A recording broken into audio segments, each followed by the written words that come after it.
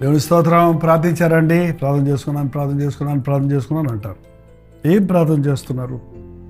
చాలాసార్లు మనం ప్రార్థన అనగానే మనకు కావలసినవన్నీ దేవునికి ఒక పెద్ద లిస్టు రాసిచ్చినట్లుగా ఆయనకి దగ్గర అడుక్కోవటమే అనుకుంటున్నాం. అది భూ సంబంధమైన వాటి గురించి.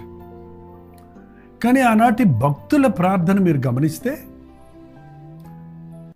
మనం దేవుని సన్నిధికి వెళ్ళేది కేవలం ఆయన దగ్గర నుంచి ఏదో పొందుకోవటానికే కాదు, ఆయన సన్నిధిలో మనల్ని మనం అర్పించుకోవటానికి, ఆయన చిత్తాన్ని ఎరిగి ఆయనకి ఇష్టలుగా బ్రతకడానికి.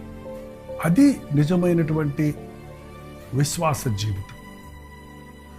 ప్రభు దగ్గరికి వెళ్ళినప్పుడల్లా, ప్రభు నీ ముందు నేను ఎట్లున్నాను అని అడగటం నేర్చుకోవాలి. మన దృష్టిలో మనం మంచిగానే ఉంటాం, ఇతరుల దృష్టిలో వేరువేరుగా ఉంటాం అనుకోండి. ఒకడు మెచ్చుకుంటాడు, ఒకడు నొచ్చుకుంటాడు, ఒక్కొక్కళ్ళు ఒకలా చెప్తారు మన గురించి. యేసు ప్రభుని గురించి నేను ఎవరని చెప్పుకుంటున్నానంటే అందరూ అలా చెప్పారా?